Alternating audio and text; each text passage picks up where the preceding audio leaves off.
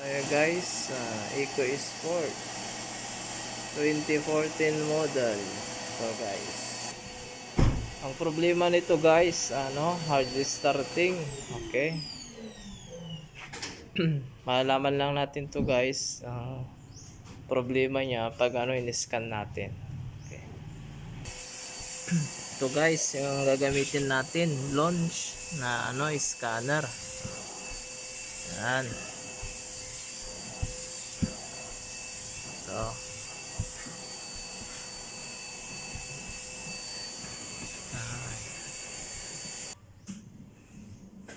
Ito guys, launch ang scanner natin. Ito kasi ang maganda dito sa Pilipinas. Okay? Ito naman yung pagsalpakan pag mag-scan tayo, OB dito lang ito guys, Dito, salpak nyo lang siya. Yan. Yan. Tapos yung yung Bluetooth, yung wireless niya, Bluetooth guys. Yan. Salpak nyo lang dito. Mati. Saan? Pag gumatang na rin ba raw? Pag gumatang? Gawin. Ito guys, nilagay na natin. Yan, kikikita natin guys, umiilaw. Yan, pag umiilaw, okay yan guys.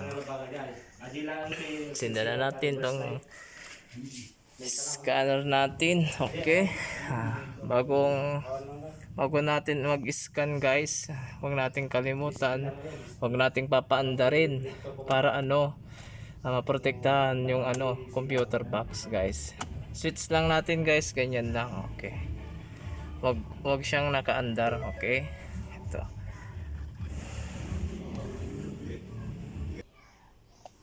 Yan, to guys.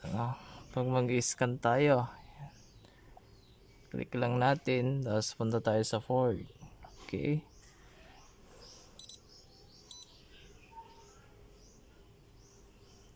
Tapos punta na tayo sa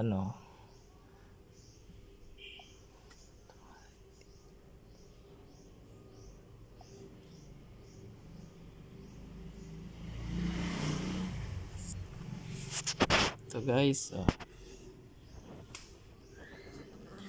yan, lalabas kung siyang model. Okay, yes lang tayo guys, yes. Okay,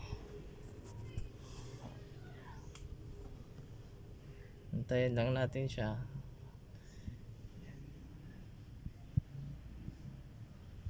Okay, punta tayo sa system selection guys.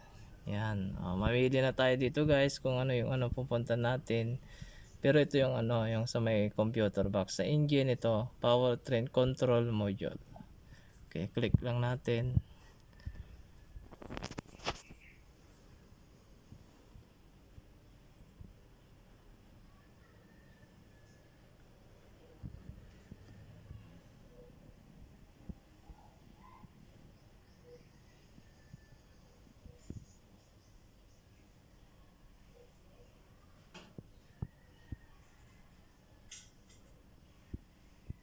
Yan, okay.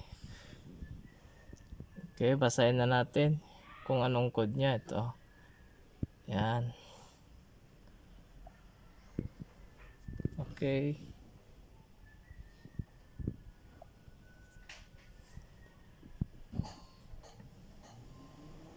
Yan mga guys. Nagkakon na siya guys. Yan. Mabasa na siya guys. Yan.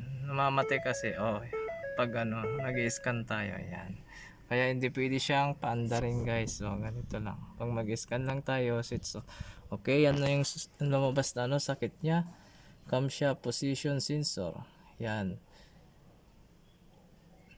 Yung number bank 1. Okay, punta na tayo doon guys. Okay. Ito guys, yung crankshaft position sensor. Dito lang guys, ito.